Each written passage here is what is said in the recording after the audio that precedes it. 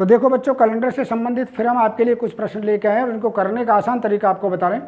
पहला प्रश्न आप देखेंगे, इसमें कहा 19 अक्टूबर 2000 को कौन सा दिन था। तो इसको करने का सरल तरीका आपको बताएंगे कैसे आपको करना। जैसे 2000 का पूछ रहे हैं यदि आपसे, तो आप केवल 1900 का निकालेंगे। 2000 को इस प्रकार से आप तोड़ना होगा। 2000 का यदि आपको निकालना है तो ध्यान रखेंगे हम किस किस के करेंगे।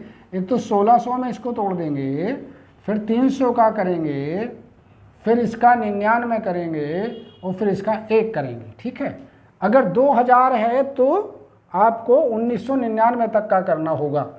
अगर 2001 होता तो 2000 प्लस 1 का करना होता। ठीक है, और 2000 को 1900 को हम 3 भागों में तोड़ रहे हैं। एक आपका 1600, एक 300, 1900 और 99, 1999 और एक ही आपका। इस प्रकार से तोड़ने का तरीका होता है। अब हम बता रहे हैं इसमें नंबर 1 करके लिखेंगे, एक एक करके। 1600 वर्ष में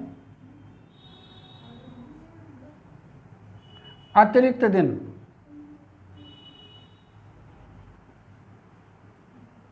अतिरिक्त दिन, ये हमारे पास मैंने बताया 4 से डिवाइड हो जाता है तो 0 हो जाता है। इसी प्रकार 300 वर्ष में अतिरिक्त दिन, ये कितने होंगे भाई, ये 1 होता 300 का। अब बात कर लेते हैं हम 99 की। 99 में कितने अतिरिक्त दिन होंगे, ये हम करने का तरीका हमने बताया था कि 99 को 4 से भाग करेंगे तो 99 प्लस 24 चौक 96, 24 और जुड़ जाएगा इसमें। और 24 को जब हम जोड़ेंगे यहाँ पर तो ये इस प्रकार से 123 आ जाता है। अब 123 को हम किससे भाग करेंगे, 5 से, 7 से। 7 एकम 7, 5 बचा 7, 7 49, तो 4 आपका यहाँ पर आ जाता है इस प्रकार से। तो ये कुल मिला के आपके 5 हो जाते हैं दिन। अब ये हो गया, ये भी हो गया। अब करते हैं लास्ट वाले ईयर को हम लेकर के चलते हैं। लास्ट वाले को देखेंगे 1 को कैसे करना है। ये 2000वां वर्ष है। 2000वें वर्ष को क्या करेंगे, पहले हम जनवरी का महीना लेंगे। जनवरी 31 दिन का होता है। 31 को 7 से भाग करेंगे तो 7 चौक 28, 3 दिन शेष बचते हैं। तो यहाँ पर आप केवल क्या लिख दोगे, यहाँ 3 लिख दोगे। फरवरी 2000 में 29 की होती है, 7 चौक 28, तो 1 दिन आपका ये आ जाएगा।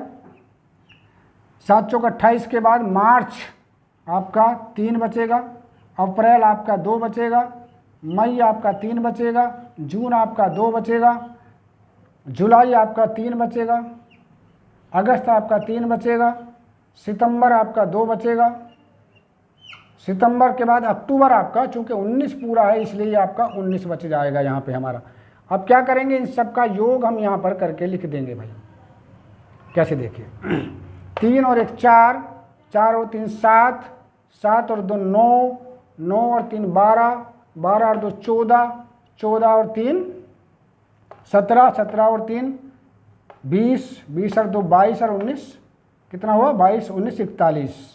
अब 41 को भी आप 7 से भाग करेंगे यहाँ, तो 7 से भाग करने पर ये आपका आ जाएगा ना 7, या तो 41 ऐसे ही लिख दीजिए यहाँ पर। चलिए 41 ही लिख दें तब भी कोई दिक्कत हमें नहीं है। ऐसा करके अब इनका टोटल कर लेंगे यहाँ पर। ये हो गया आपका 46। 46 को अगर 7 से भाग करें, 7 छंग 42, तो 4 दिन विशेष शेष बचते हैं।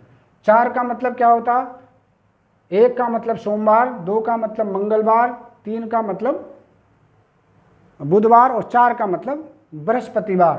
तो क्या आंसर आ जाता है इस प्रकार से हमारा, ये बृहस्पतिवार आपका। सोमवार का मतलब 1, मंगल का मतलब 2, बुध का मतलब 3 और बृहस्पति का मतलब 4। तो बृहस्पतिवार इस प्रकार से आपका आंसर हो जाता है हमारा। चलिए इसी प्रकार से अब अगला सवाल देख लेते हैं। इसमें कहा गया 11 मार्च 2012 को सप्ताह का कौन सा दिन था। तो देखिए जैसे मैंने अभी बताया था 2012 की बात कर रहे हैं भाई। 2012 को हम किस प्रकार से करेंगे, एक तो हम 2000 ले लेंगे, एक आप 11 ले लेंगे और एक साल अलग कर देंगे। इस प्रकार से हम इसको करेंगे। तो पहले 2000 में अतिरिक्त दिनों की संख्या निकालेंगे। 2000 वर्ष में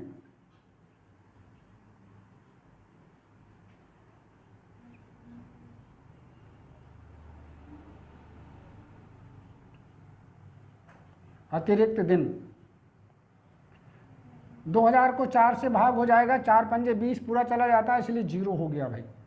अब 11 वर्ष में ले लेते हैं। 11 वर्ष में। तो कैसे करेंगे 11 वर्ष के लिए, 4 से भाग करेंगे, 4 दूनी 8, 2 बार जाता है तो 11 में 2 जोड़ देंगे, ये बराबर 13। 13 को 7 से भाग करें तो 7 3 कम 7, 7 6 13, 6 आ गया यहाँ पर।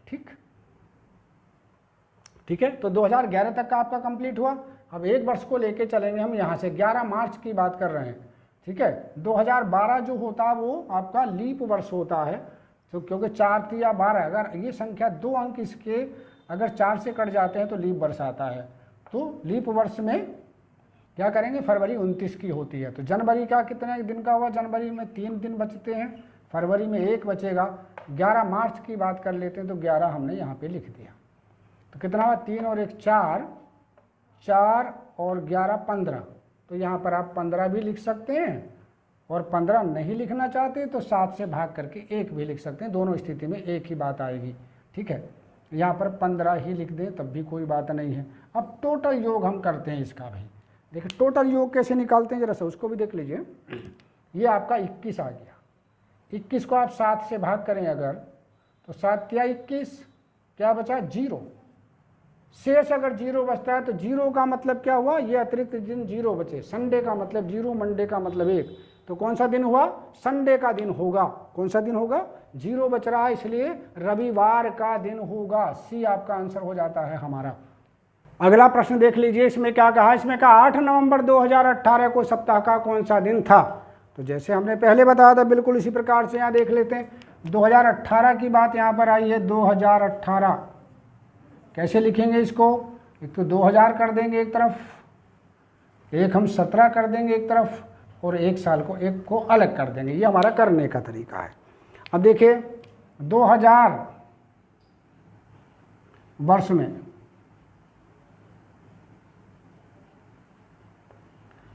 अतिरिक्त दिन कितने होंगे, ये मैंने बताया 0। अब 17 में ले लेते हैं। 17 वर्ष में कितने होंगे, 17 4 चौक 16, 4 से भाग करके 4 और जुड़ जाएगा तो कितना हुआ 21 बराबर 21। 21 में कुल कितने होंगे, 7 या 21, इसमें भी 0 आ गया भाई। तो ये तो पूरा का पूरा समाप्त हुआ यहाँ पर। अब लेते हैं 8 नवंबर। तो नवंबर तक हमें जनवरी से चलना होगा। 18 को हम 4 से भाग नहीं कर सकते, इसलिए नॉन लीप ईयर होगा, यानी लीप वर्ष नहीं होगा। तो जनवरी का लगाएंगे 3, फरवरी का 0, मार्च का 3, अप्रैल का 2, मई का 3, जून का 2, जुलाई का 3, अगस्त का 3, सितंबर का 2 और अक्टूबर का 3 और नवंबर का 8। इस प्रकार से हमारे पास होगा। अब हमें क्या करना, अब इन सब का योग कर लेना भाई। यहाँ से यहाँ तक का हम योग करेंगे, ये सब करके जिस टाइप से मैंने आपको बताया था।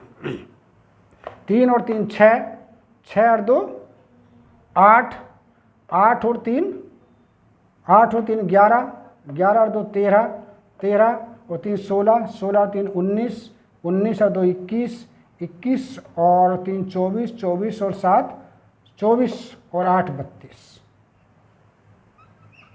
32 हमारे पास आ जाता है। इस प्रकार से 32 को अगर हम किससे भाग करेंगे, 7 से भाग करें तो अतिरिक्त दिन हमारे पास 7 चौक 28 होते हैं, 4 आ जाता है। कितना, 4 आ जाता है। ठीक, एक तरीका मैं और इसको शॉर्ट बता दूं आपको क्या करना। देखिए 3 और 3 6, 6 और 2 8, 8 में से 7 घटा दो तो 1 बचा। फिर आगे चलो 1, चलिए 1 मान लिया हमने यहाँ पर, 1 इसमें जोड़ दी 4, 4 और 1, हाँ देखिए यहाँ से फिर बता रहा हूँ, 3 और 3 6 और 2 8, 8 में से 7 घटा दीजिए, 1 बचा। 1 को इसमें जोड़ी 4, 4 और 2 6, 6 और 3 9, फिर 7 घटा दो तो 2 बचा। 2 और 3 5, 5 और 2 7, 7 में 7 गया 0 बचा। और ये आपका आ गया 3 और 8 11, 11 को में से 7 गए तो फिर 4 बचता है। 4 का मतलब क्या हुआ, सोमवार का मतलब 1, मंगल का मतलब 2, सोमवार मंगल बुध बृहस्पति, सोमवार मंगल बुध बृहस्पति। तो बृहस्पतिवार, इस प्रकार से आपका आंसर हो जाता है हमारा डी। अब देखो एक और हम थोड़ा अलग टाइप का प्रश्न लेकर के आए जो अक्सर पूछा जाता है, देखेंगे कम्पिटिटिव एग्जाम में। इसमें कहा है निम्नलिखित में से किस वर्ष का कैलेंडर वर्ष 1990 के कैलेंडर जैसा है। अब ऐसे प्रश्नों को करने के लिए हम क्या करेंगे, 1990, 1991, 1992, 1993, 1994, उसका आगे फर्दर जितने वर्ष आएंगे उन सब के अतिरिक्त दिन हम निकाल के रख लेते हैं। ठीक है, अब देखिए अतिरिक्त दिन कैसे निकालते हैं। यहाँ पर तो आप वर्ष लिख दीजिए, चलिए मैं एक शॉर्ट तरीका आपको बता दे रहा हूँ, वर्ष, और यहाँ पर लिख दिया अतिरिक्त दिन। अतिरिक्त दिन, ये आपने दो चीज़ें लिख दी और दो कॉलम आपने यहाँ पर बना लिए। देखिए दो आपने ये इस प्रकार से वर्टिकल हॉरिजॉन्टल या बना दिया, ठीक है, ये हमने यहाँ पे लिखा। अब देखिए यहाँ पे हम क्या करेंगे, यहाँ हमने लिखा 1990 से शुरू कर रहे हैं, 1991, आगे इसी प्रकार से चले जाएंगे। अब करना क्या है कि अगर ये जो दो अंक हैं लास्ट वाले 1990 अगर 4 से विभाजित हो गया तो वो नॉन लीप ईयर होगा और वहाँ अतिरिक्त दिनों की संख्या 1 होगी, भाग नहीं हुआ। जैसे 1990 को 4 से 90 को 4 से भाग नहीं कर सकते तो यहाँ पर अतिरिक्त दिन हो गए 1। यहाँ भी 91 को भाग नहीं कर सकते, यहाँ भी अतिरिक्त दिन 1 आ गया। अब 1992 को हम 4 से भाग कर सकते हैं, अतिरिक्त दिन 2 हो गए। 93 को नहीं भाग कर सकते, 1 आ गया। 94 को भाग नहीं कर सकते तो यहाँ भी अतिरिक्त दिन 1 आ गया। 1995 की अगर बात कर लें हम तो 1995 को भी हम 4 से भाग नहीं कर सकते, इसलिए इसकी भी संख्या 1 आ गई। अब देखेंगे 1, 2 और 2 4, 4 5 6 7 हो गए। यहाँ तक कितने हो गए, 7। अतिरिक्त दिनों की जो संख्या आ गई वो 7 आ गई, और 7 से 7 को भाग करें तो ये आपका 0 आ जाता है। अब जब कभी भी 0 आ जाए अतिरिक्त दिनों की संख्या, उससे अगला जो वर्ष है वही आपका दिए हुए वर्ष के जैसा होगा। यानी 1990 के वर्ष जैसा जो वर्ष होगा 1995 से अगला हो जाएगा, अर्थात 1996 हमारा हो जाएगा।